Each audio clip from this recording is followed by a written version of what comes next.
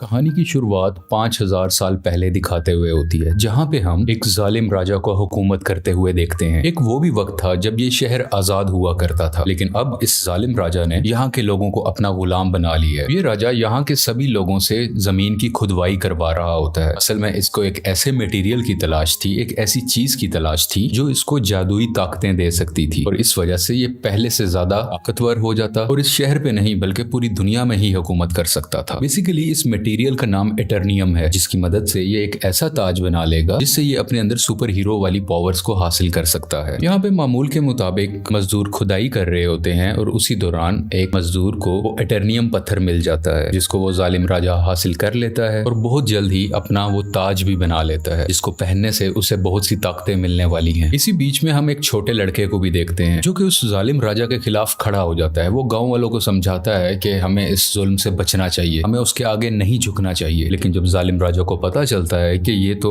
मेरे खिलाफ खड़ा हो रहा है, तो वो उसे मारने का हुक्म दे देता है। और जैसे ही उसको मारा जा रहा होता है तो वो लड़का एकदम से गायब हो जाता है और एक ऐसी जगह पे आ जाता है जहाँ पे बहुत से देवता बैठे हुए थे। ये 6 गॉड्स या देवता इस बच्चे को कहते हैं कि तुमने हिम्मत की, हमें बहुत अच्छा लगा, इसलिए हम तुम्हें एक ऐसी पावर देने जा रहे हैं जिससे तुम एक लफ्ज शज़ाम बोलोगे तो तुम्हारे अंदर हम सब की पावर्स आ जाएंगी और तुम इतने ताकतवर बन जाओगे कि तुम आराम से उस जालिम राजा को हरा सकते हो। ये छोटा लड़का करता भी ऐसे है, वो शज़ाम बोलता है और बहुत ज्यादा पावरफुल बन जाता है और फौरन ही वो उस राजा के महल में आ जाता है, जहाँ पे वो अपना शैतानी ताज पहन रहा होता है कि उसके पास बहुत सी पावर्स आ जाएं। लेकिन ये छोटा लड़का जो शज़ाम बोलने के बाद अब बहुत पावरफुल बन चुका है, वो वहाँ आके तबाही मचा देता है और सबको मारने लगता है। ये इतने गुस्से में होता है कि जालिम राजा के साथ साथ वहाँ के पूरे शहर को ही तबाह कर डालता है। और यहीं से कहानी जाती है 5000 साल बाद और हम प्रेजेंट का टाइम देखते हैं। अभी के टाइम पे भी हमें वही शहर दिखाया जाता है जहाँ पर एक गैंग ने पूरे तरीके से इस शहर पे कब्जा किया होता है। ये लोगों पे जुल्म कर रहे हैं, लूट मार कर रहे हैं, पूरी तरह से इस शहर को कंट्रोल में कर रखा है। असल में इस गैंग का एक ही मकसद है कि उस ताज को तलाश करना, यानी कि ये उसी क्राउन, उसी ताज को तलाश कर रहे होते हैं जो आज से 5000 साल पहले उस जालिम राजा ने बनाया था। वो खुद तो मारा गया था, लेकिन उसका ताज अभी भी कहीं ना कहीं इसी शहर में ही दफन है। अब हम एक लड़की को देखते हैं जिसका नाम एड्रियाना है। वो भी इसी ताज को ही ढूंढ रही होती है। ये लड़की पुरानी चीजों को ढूंढने में काफी एक्सपर्ट है, क्योंकि ये आर्कियोलॉजिस्ट है, यानी ये वो लोग होते हैं जो जमीन की खुदाई करते हैं और हिस्ट्री की बहुत सी चीजों के बारे में काफी मालूमात भी रखते हैं। तो ये लड़की एड्रियाना एक केव में जाती है, एक गार में जाती है, जहाँ पे काफी कोशिशों के बाद इसको वो ताज मिल भी जाता है। अभी एड्रियाना और उसके साथी इसी बात को लेके खुश हो ही रहे होते हैं, तो हमें पता चलता है कि इसी का एक साथी जिसका नाम इस्माइल है, वो उसी गैंग के साथ मिला हुआ है जिसने पूरे शहर पे कब्जा कर रखा है। तभी इस्माइल अपने साथ आए हुए एक साथी को मार देता है और अपने गैंग के दूसरे लोगों को भी उसी गार में बुला लेता है।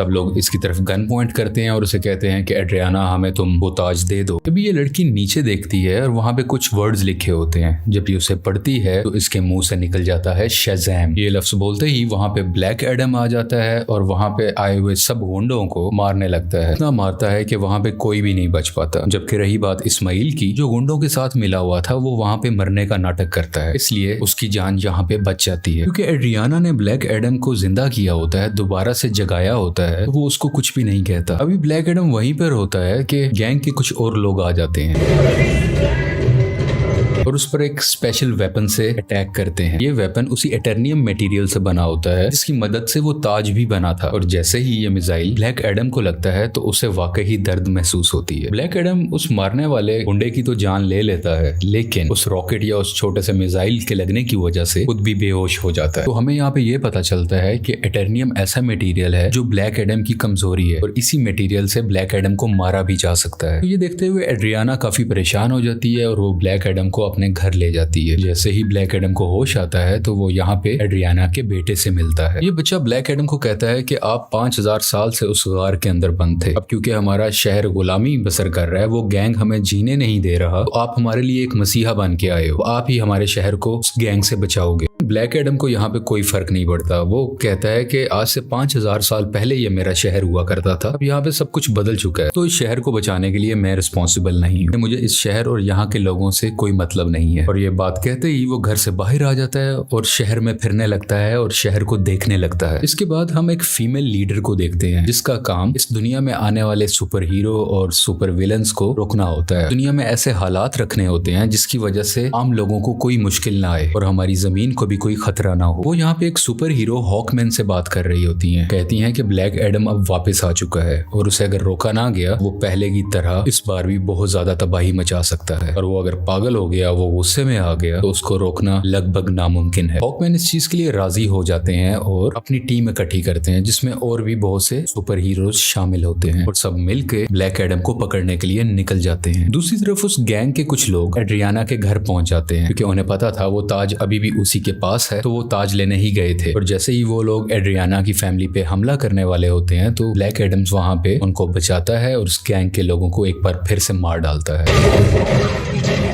और बचे हुए कुछ लोगों से ये अभी फाइट कर ही रहा होता है, तभी उसी वक्त हॉकमैन की बनाई हुई टीम वहां पे आ जाती है और ये सब मिलके ब्लैक एडम से लड़ाई करने लगते हैं। लेकिन अभी भी ब्लैक एडम इन पर भारी था। वो गैंग के लोग और जस्टिस सोसाइटी की टीम दोनों मिलके भी इसका कुछ नहीं बिगाड़ पा रहे थे और आखिरकार ब्लैक एडम वहां से चला जाता है। ये जस्टिस सोसाइटी की टीम जो कि हॉकमैन की बनाई हुई टीम है, वो एड्रियाना के पास आते हैं और उसे मदद मांगते हैं कि तुम हमारी हेल्प करो उसको पकड़ने में। लेकिन एड्रियाना उन्हें कहती है कि तुम तब कहाँ थे जब हम पे ये जुल्म हो रहे थे, तुम लोगों को तो मैंने पहले कभी नहीं देखा। एक ब्लैक एडम ही है जिसने हमें बचाया, जब मैं मरने वाली थी तो उसी ने ही मुझे बचाया था। जस्टिस सोसाइटी के लोग कहते हैं जिसको तुम समझ रही हो कि वो तुम्हारी हिफाजत कर रहा है वो बहुत खतरनाक है। आज से 5000 साल पहले भी उसने हमारे इसी शहर को पूरे तरीके से तबाह कर दिया था। और बिल आखिर ये लोग एड्रियाना को राजी कर लेते हैं और इसीलिए एड्रियाना इन सबको ब्लैक एडम के पास ले जाती है ताकि सब लोग बैठ के आपस में बात कर सके, ताकि वो दोनों एक दूसरे की बातों को समझ सके और इनकी आपस की लड़ाई आपस में खत्म हो जाए। तभी दूसरी तरफ इस्माइल जो कि एड्रियाना का साथी था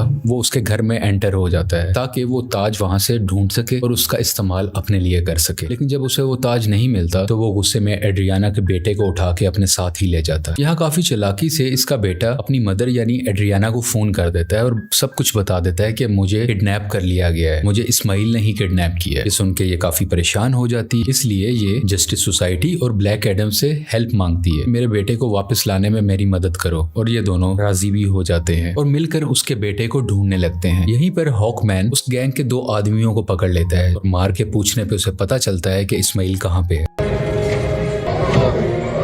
इस्माइल ने उसके बेटे को एक खुफिया जगह में रखा है जो कि एक रेगिस्तान में है। और जब ये सब यानी ब्लैक एडम और जस्टिस सोसाइटी उस जगह पर पहुंचते हैं तो देखते हैं कि इस्माइल ने उसके बेटे पे गन पॉइंट की हुई है। और यहाँ पे इस्माइल एक राज बताता है कि वो गैंग जो पूरे शहर में तबाही मचा रहा है उसका लीडर मैं ही हूँ और ये सब गुंडे मेरे लिए ही काम करते हैं। इसलिए वो एड्रियाना को कहता है कि अगर तुम्हें अपने बेटे की जान बचानी है तो मुझे वो ताज दे दो। तो ये परेशान माँ उसको वो ताज दे देती है ताकि उसके बेटे की जान बच सके, लेकिन इसके बावजूद भी वो उस बच्चे पे गोली चला देता है। और जैसे ही ब्लैक एडम ये देखता है तो वो तेज स्पीड से उड़ता हुआ उसके आगे आकर उस बच्चे की जान बचा लेता है और यहाँ पे इस्माइल को अपनी लाइटनिंग से जला के मुकम्मल तरीके से खत्म कर डालता है। यहाँ पे ब्लैक एडम भी हॉकमैन से मिलता है और उसको एक बहुत बड़ा राज बताता है कि आज से 5000 साल पहले वो लड़का जिसने उस जालिम राजा के खिलाफ आवाज उठाई थी वो मैं नहीं था बल्कि वो मेरा बेटा था। और जब जालिम राजा मेरे बेटे को मार रहा था तो वो उसी वक्त वहीं से गायब हो गया था। इस चीज को देखते हुए जालिम राजा को बहुत गुस्सा आया क्योंकि अब वो मेरे बेटे को तो ढूंढ नहीं पा रहा था, तो उसने मुझे मेरे घर वालों को पकड़ लिया और हमें बहुत मारा पीटा। हमें इतने बुरे तरीके से मारा गया कि शायद कोई जानवरों पे भी ऐसा सलूक नहीं करता। देखते ही देखते मेरी वाइफ वहीं पर मारी गई और मैं भी तकरीबन मरने ही वाला था, तभी मेरा बेटा मेरे पास वापस आ गया जिसके पास बहुत सी शक्तियां थी, बहुत सी पावर्स थी और उसने अपनी सारी पावर्स मुझे दे दी। यानी कि अब सारी पावर्स मेरे अंदर आ चुकी थी। अभी हम दोनों बात कर ही रहे थे तभी जालिम राजा के लोगों ने एक बार फिर से हम पे हमला कर दिया। वहां पे मैं तो बच गया क्योंकि मेरे पास बहुत सी पावर्स थी, लेकिन मेरा बेटा मेरी आंखों के सामने ही मारा गया। अपने बेटे को मरता हुआ देख के मैं आग बगूला हो गया, यानी मुझे बहुत गुस्सा आ गया और मैंने जालिम राजा और उसके लोगों को तो मार दिया, लेकिन वो पावर्स, वो शक्तियां मेरे काबू में नहीं रही। मैं उन्हें कंट्रोल ही नहीं कर सका और देखते ही देखते ये पूरा शहर मेरे ना चाहते हुए तबाह हो गया।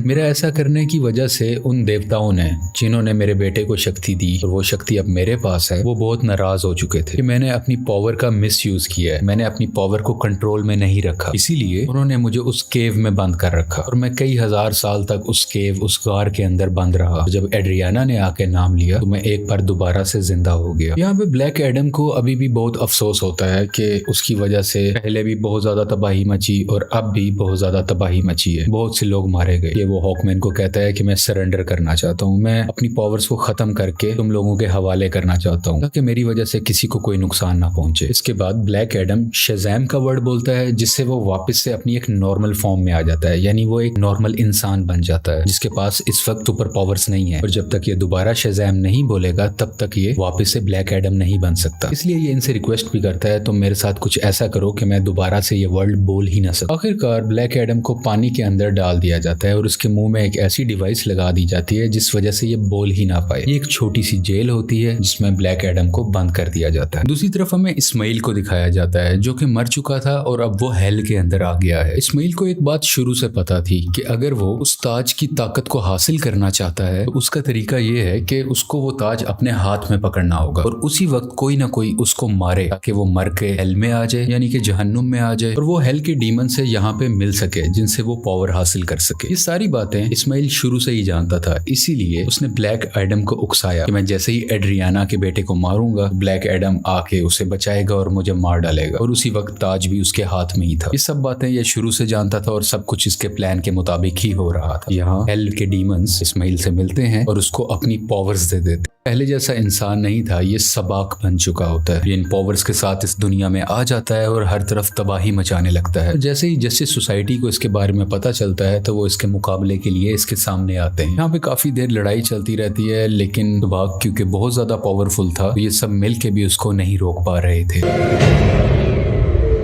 इसी जस्टिस सोसाइटी के एक और टीम मेंबर जिनका नाम डॉक्टर फेट है, वो अपनी मल्टीपल फॉर्म्स में आते हैं, मुख्तलिफ पावर्स का इस्तेमाल करते हुए सबाक को मारने की कोशिश करते हैं, लेकिन फिर भी कामयाब नहीं होते और बहुत जल्द ये सब समझ जाते हैं कि सबाक को ब्लैक एडम के अलावा और कोई नहीं हरा सकता। इसलिए वो यहाँ पे टेलीपैथी के जरिए ब्लैक एडम से बात करने लगते हैं, को बताते हैं कि हमें तुम्हारी हेल्प की जरूरत है और ये लोग यहीं से उसकी काफी हेल्प भी करते हैं ताकि वो खुद को आजाद करवा सके। वहां से निकलते ही वहां के कुछ सोल्जर्स को मारता है,